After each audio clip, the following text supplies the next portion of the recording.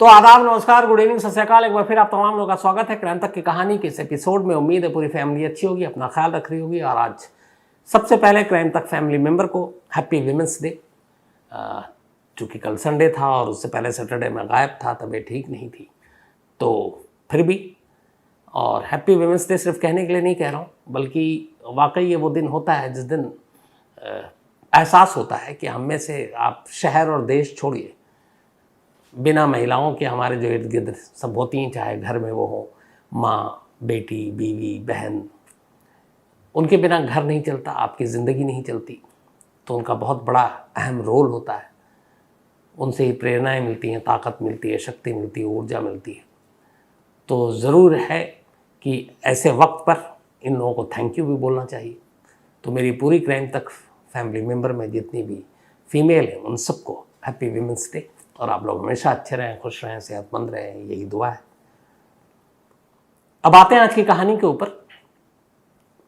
जब crime reporting की शुरुआत की थी तो उस वक्त जो हमारे गुरु लोग थे, उन्होंने ये बताया था कि जब भी क्राइम कवर करो तो बाकी चीज़ें ठीक है, ख़ास तौर पर इनकाउंटर को लेकर उन्होंने बहुत सारी चीज़ें सिखाई और पढ़ाई थी। और मैं ये कह सकता हूँ कि शायद उस दौर में जर्नलिज्म बहुत ज़्यादा बेहतर हुआ करता था आज के दौर के मुकाबले। तो जब एनकाउंटर की बात आती थी तब उनका ये था कि हर एनकाउंटर पे शक करना, क्योंकि एनकाउंटर का दूसरा नाम होता है सरकारी किलिंग। एक होता है किसी को मारना, कत्ल कर देना, एक होता है सरकारी किलिंग, यानी सरकारी पिस्टल से लाइसेंसी और उस पर फिर किसी का एनकाउंटर करना। तो हमेशा एनकाउंटर विवादों में रहता है। एनकाउंटर का मतलब ये होता है कि एक पुलिस और एक क्रिमिनल के बीच में मुठभेड़ हो जाए और उसमें पुलिस के पास कोई चारा जब न बचे तब फिर वो गोली चलाए। और उसमें भी ये है कि पहले अगर मुमकिन हो तो आप कमर के नीचे गोली मारें। बहुत मजबूरी है, लगता है कि हर तरफ से घिर गए, जान जा सकती है, तो फिर सेल्फ डिफेंस में आप गोली चलाते हैं, मुजरिम मारा जाता है, उसको एनकाउंटर कहते हैं। लेकिन हर एनकाउंटर को लेकर बहुत सारे सवाल उठते हैं। तो शुरू से ये जो शिक्षा दी गई थी क्राइम रिपोर्टिंग में, उस पर हम लोग कायम थे। और ऐसे नामालूम मुझे लगता है दर्जनों सैकड़ों ऐसे एनकाउंटर के केस हुए जिनको कवर भी किया है। और उस दौर में हर एनकाउंटर पर सवाल उठते थे। और ऐसे बहुत सारे पुलिस वाले हैं आज भी जो अलग अलग जेलों में बंद हैं इसी फेक एनकाउंटर के नाम पर, क्योंकि जब सवाल उठते फिर इंक्वायरी होती, फिर पता चलता। लेकिन एक बड़े अफसोस की बात है कि आजकल जो हालात जिस तरीके से बदले हैं उसमें एनकाउंटर को लेकर अब सवाल नहीं उठते हैं। हालांकि खुद पुलिस वाले, जो अलग अलग पुलिस वाले हैं, वो तभी ज़ुबान में कहते हैं हमारे टाइम में तो आप लोग बड़ा शोर करते थे, अब आप लोग भी आंख बंद करके भरोसा करते हो। कुछ सर्विंग, कुछ रिटायर्ड, उनकी शिकायतें होती हैं। मैं सारी चीज़ें इसलिए कह रहा हूँ कि हर चीज़ के लिए एक नियम, कानून, कायदे सब बने हुए हैं। अगर एनकाउंटर ही किसी भी चीज़ का फाइनल मान लिया जाए कि यही फैसला आखिरी, यही इंसाफ है, तो फिर इस देश की अदालतें, इंसाफ, दलील, वकील, कोर्ट कचहरी, सबूत, गवाह, इन सब का कोई मतलब नहीं रह जाएगा। और फिर ऐसे में हो सकता है कि एक इनकाउंटर के नाम पे कई बहुत सारे क्राइम जन्म ले ले। कोई पुलिस वाला किसी अपने दुश्मन को ठिकाने लगाने के लिए इनकाउंटर करना शुरू कर दे। अब ये सारी बातें अभी मैं क्यों कर रहा हूँ? पिछले कई दिनों से आपको याद है उमेश पाल मर्डर केस चर्चा में है, सुर्खियों में। मैंने इसकी पूरी कहानी आपको सुनाई भी थी। और इस उमेश पाल के मर्डर के पीछे नाम आ रहा है बाहुबली अतीक अहमद का।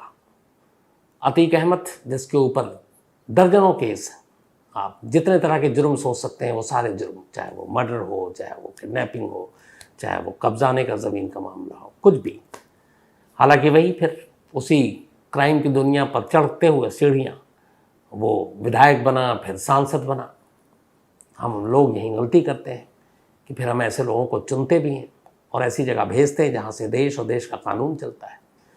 तो वही बाहुबली, वही माफिया अतीक अहमद, उसका नाम आ रहा है इस उमेश पाल मर्डर केस में।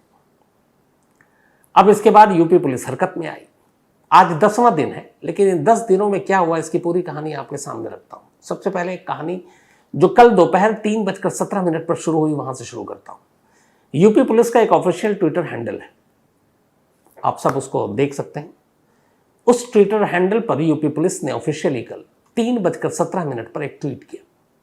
उस ट्वीट में ये ऐलान किया कि यूपी के डीजीपी यानी director general of police, police महानिदेशक यानी यूपी के सबसे बड़े पुलिस अफसर, यूपी के पुलिस मुखिया, उन्होंने उमेश पाल मर्डर केस से जुड़े तमाम शूटरों की और उस साजिश में शामिल जो भागे हुए हैं उनकी गिरफ्तारी पे जो इनाम है, पहले 50,000 रुपये था, उसको बढ़ाकर 2.5 लाख रुपए कर दिया है। 3:17 पर यह ट्वीट हुआ और उस ट्वीट के साथ नाम डाले गए कि ये वो 5 नाम हैं जिनके ऊपर ये इनाम की रकम 50,000 से बढ़ाकर 2.5 लाख रुपए किया जा रहा है और ये वांटेड है उमेश पाल मर्डर केस में, और जो भी इसकी जानकारी देगा उसे इनाम दिया जाएगा। और इसके बाद 5 लोगों के नाम उस ट्वीट में लिखे जाते हैं। इनमें से पहला नाम है अरमान, दूसरा नाम है असद, असद अतीक अहमद का बेटा, तीसरा नाम है गुलाम, चौथा नाम है गुड्डू मुस्लिम और 5वां है साबिर। ये 5 नाम दिए 3:17 पर 5 मार्च यानी कल। 12 घंटे बीत जाते हैं। 12 घंटे के बाद, बल्कि कल 4 मार्च थी, नहीं 5 ही मार्च था। 12 घंटे बीत गए, संडे का दिन था कल। 3:17 पर यह ट्वीट आया। अब 6 मार्च की तारीख आ गई। आज सुबह प्रयागराज में ही एक एनकाउंटर होता है और इस एनकाउंटर में इसी उमेश पाल मर्डर केस का एक आरोपी मारा जाता है। इसके बाद लखनऊ में एक प्रेस कॉन्फ्रेंस होती है। ADG law and order Prashant Kumar ji इस प्रेस कॉन्फ्रेंस को करते हैं और उसके बाद इस एनकाउंटर की जानकारी देते हैं और उस प्रेस कॉन्फ्रेंस में कहते हैं कि आज इस केस में एक दूसरा एनकाउंटर हुआ है। पहले एनकाउंटर एक अरबाज नाम के लड़के का हुआ था, जिसके बारे में यह था कि उमेश पाल पर जब गोलियां चलाई गई, बम से हमला हुआ, तो जिस क्रेटा कार में हमलावर आए थे उसको ड्राइव कर रहा था अरबाज।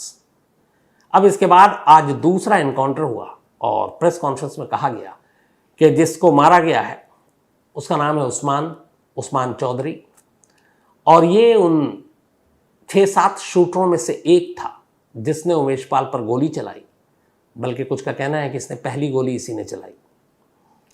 फिर प्रेस कॉन्फ्रेंस में उन्होंने कहा कि इसकी गोली चलाते हुए तस्वीरें तमाम चैनलों पर देखी जा सकती हैं, न्यूज़ चैनलों पर, और ये वही गोली चला रहा था। और आज एक खबर मिली कि प्रयागराज के बाहर एक इलाके में यह है, मुखबिरों से पुलिस की टीम पहुंची, उसके बाद उसने पुलिस को देखकर गोली चलाई, फिर पुलिस ने जवाबी गोली चलाई, फिर वो घायल हो गया, फिर उसे अस्पताल ले गए, लेकिन डॉक्टरों ने उसे मुर्दा करार दिया। तो ये इनकाउंटर हुआ सुबह और कल के ट्वीट के 12 घंटे के बाद अब प्रेस कॉन्फ्रेंस हुई और प्रेस कॉन्फ्रेंस में एडीजी ऑर्डर ने ये खबर दे दी। बात खत्म हो जानी चाहिए, लेकिन बात वहीं से शुरू होती है, इसलिए कि जो यूपी पुलिस ने कल अपने ट्विटर हैंडल से ट्वीट करके 5 नाम वांटेड जिनकी इनाम की रकम 50,000 से बढ़ाकर 2.5 लाख कर दिए, वो 5 नाम में उस्मान चौधरी का नाम कहीं नहीं था। ये जो 5 नाम थे, बल्कि मैं दीपक को बोलूँगा वो ट्वीट आप इसमें देख सकते हैं साइड स्क्रीन पर, तो 5 नाम में वो नहीं था। अब ऐसा मुमकिन है, हो सकता है कई बार किसी केस की जब जांच आगे बढ़ती है तो नए नए लोग जब मिलते हैं या पूछताछ होती है तो फिर नए खुलासे होते हैं, नए लोगों के नाम सामने आते हैं। तो इसमें कोई ये नहीं है कि इसमें यूपी पुलिस की गलती है। हो सकता है कि बाकी की जांच में पता चला हो, लेकिन ये गलती नहीं हो सकती। अब उसकी वजह क्या है? खुद एडीजी लॉ एंड ऑर्डर अपने प्रेस कॉन्फ्रेंस में कहा कि जिस शख्स का एनकाउंटर हुआ है वो गोली चलाते हुए साफ वीडियो में दिखाई दे रहा है और हर चैनल पर ये तस्वीर चली है।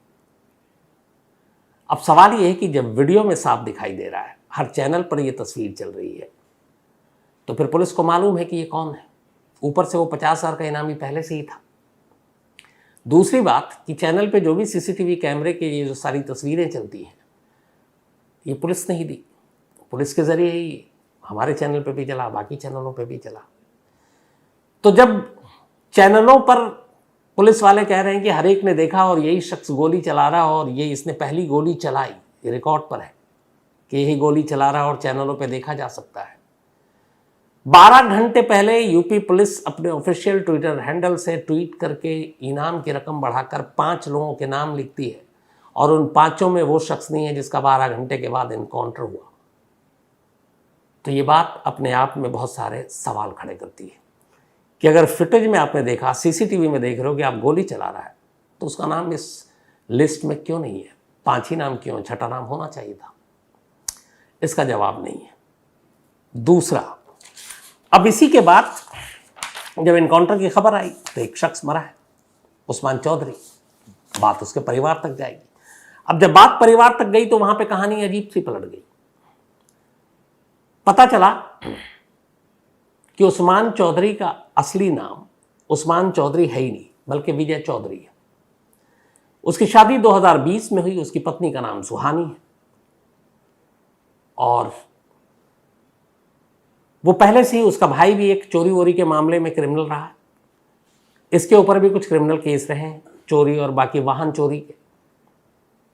लेकिन जब खबर आई कि एक उस्मान चौधरी नाम के शख्स का एनकाउंटर हुआ है और खबर इसके घर तक पहुंची, प्रयागराज का ही रहने वाला है, तब उसकी बीवी फिर कैमरे पर आई, पूरा परिवार रोता हुआ आया और उन्होंने कहा कि मेरे पति का नाम उस्मान चौधरी नहीं बल्कि विजय चौधरी है।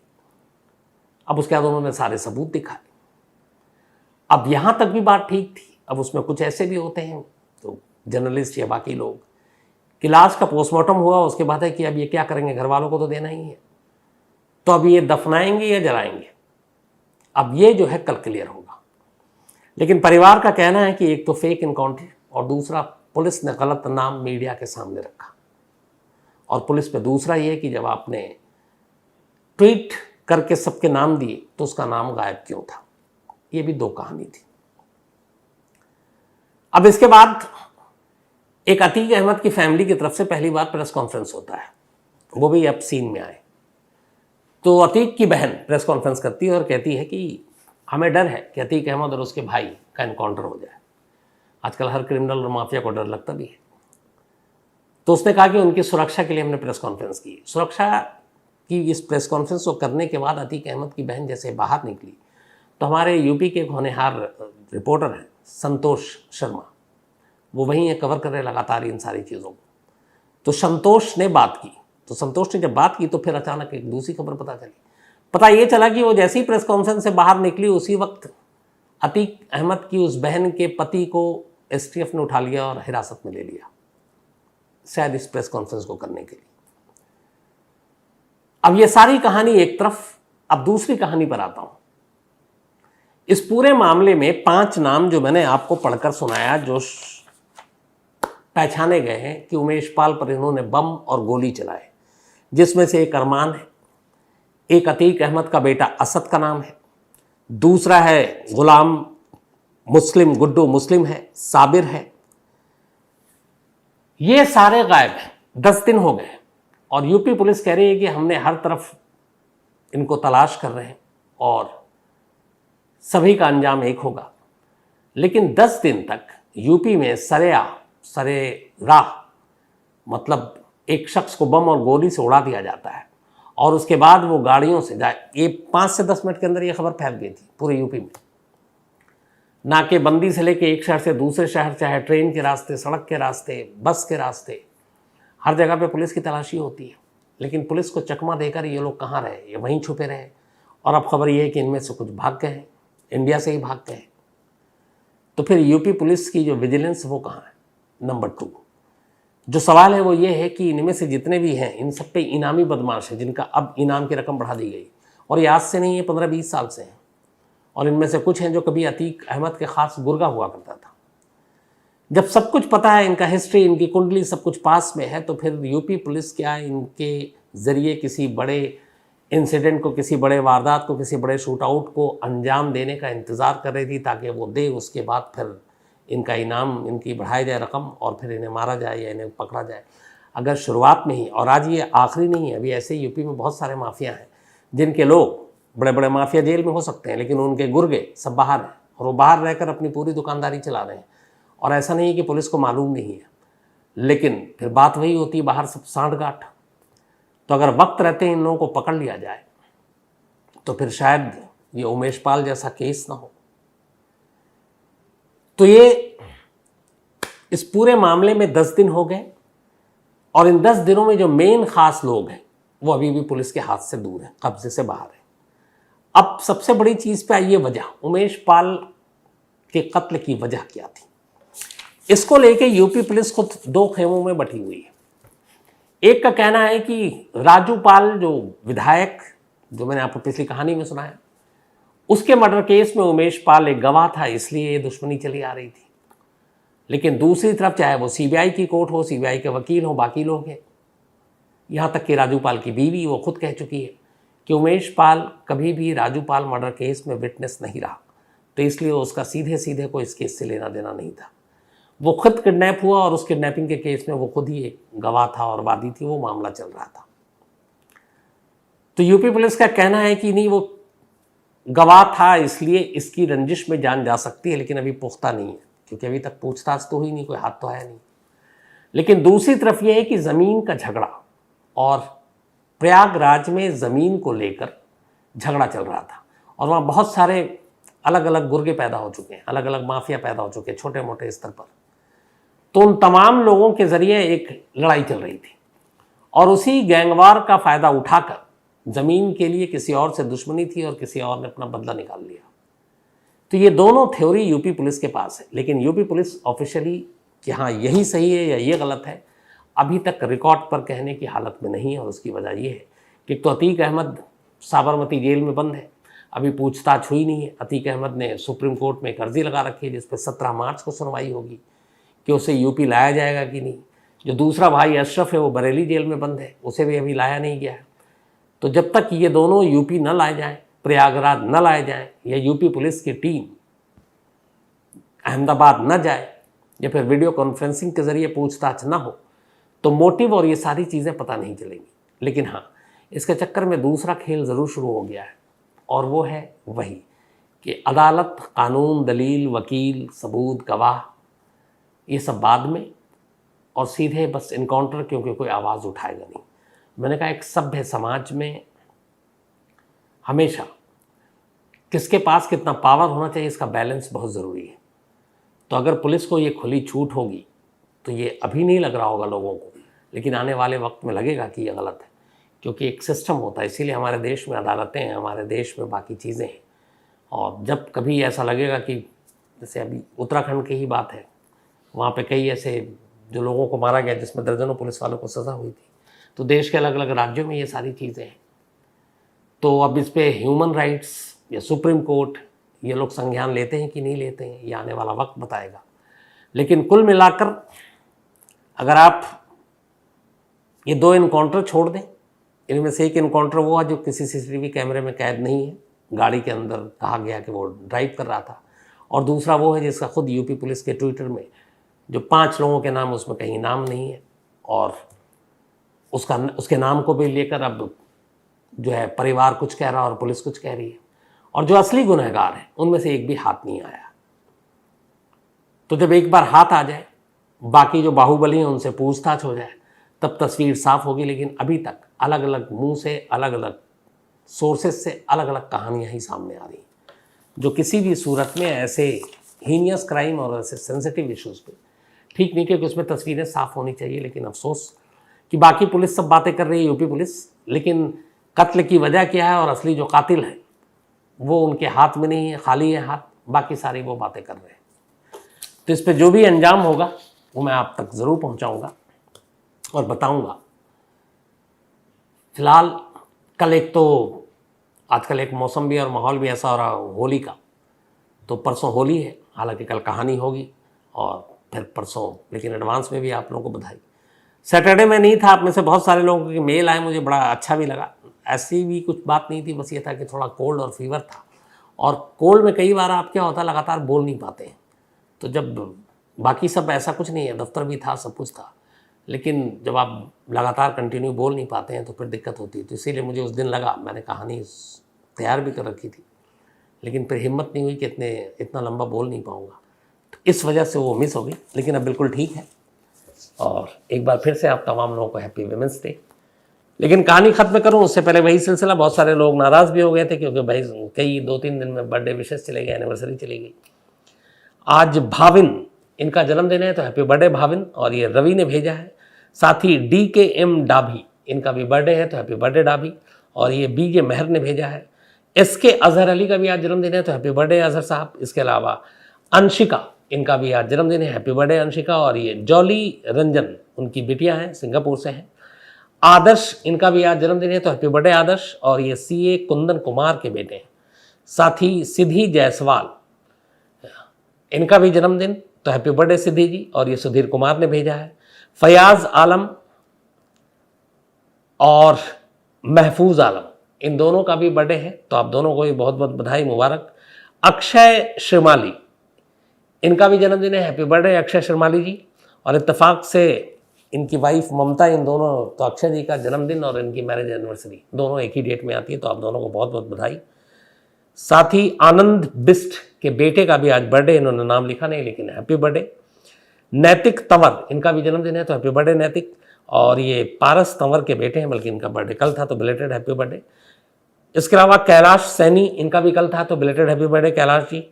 पूनम जांगिड़, हैप्पी बर्थडे पूनम जी। और ये कमल जी की पत्नी है। साथ ही दिव्या दर्जी, इनका भी जन्मदिन है, हैप्पी बर्थडे दिव्या। और किशन दर्जी ने भेजा है। साथ ही बोधराज यादव का भी बर्थडे है, तो हैप्पी बर्थडे बोधराज।